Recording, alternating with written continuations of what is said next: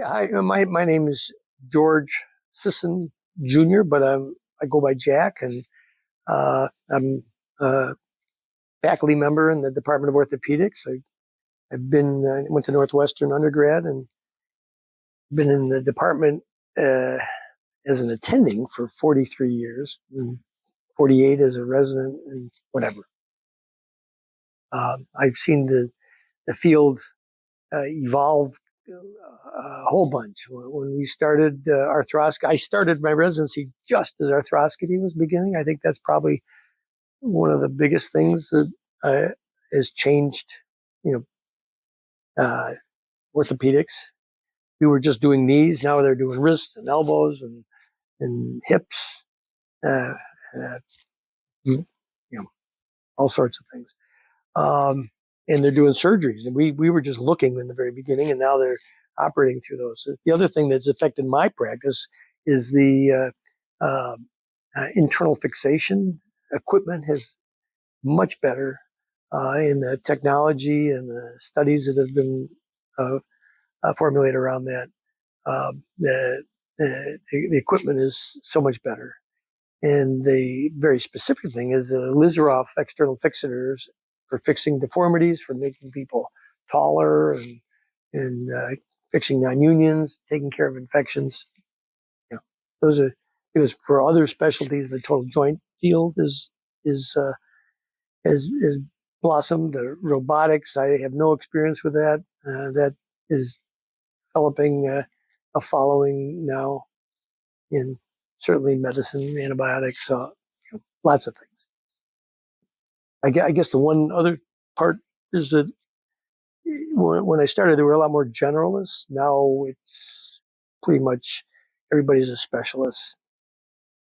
Over my career, I've seen like thousands of patients, and one of the, I've had a lot of memorable experiences, but getting people to walk that haven't walked for a while is very gratifying. But I had this one patient who had a head injury, and he had a hip that was fused, and I did some surgery on him, and he hadn't walked, and he still wasn't walking post-op, and had balance problems.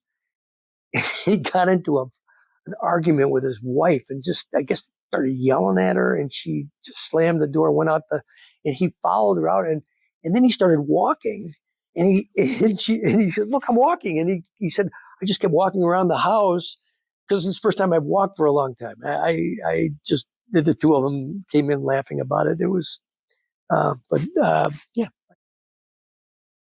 Well, the the the way they started it when I was a resident, we would break a tibia, say, and then stretch it out, hold it, stretch it out as much as we can, as fast as we can, and then hold it, and then put a plate on it.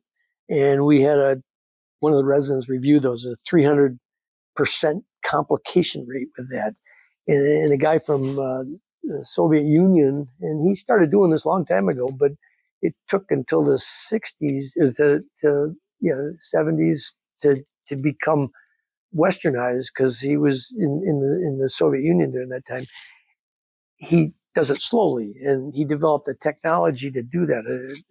The Lizaroff equipment. If anybody's seen the movie Gattaca, they used one of those things to make this guy's leg longer.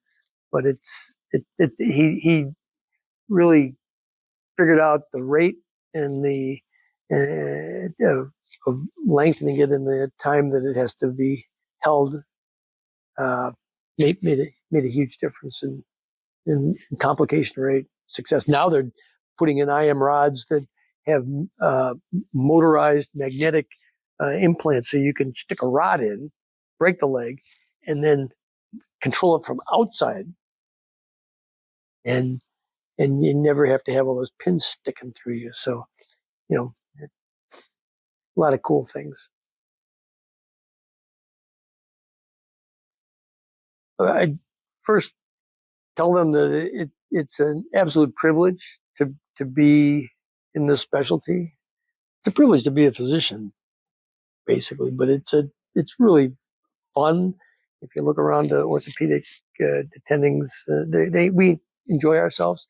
So remember, it's a privilege. And just, I would say, if you do what you think is right and you do your best job, no matter what happens, you can sleep better, and you'll enjoy this specialty. And just, economics kind of creeps its way into the all sorts of jobs, medicine particularly, but try to keep that, an arm's length, and, you know, enjoy your specialty. The other thing would be, it's really nice to have a niche, to have a couple things that you really do well and you like within your subspecialty, and that's fun, because then you can promote that.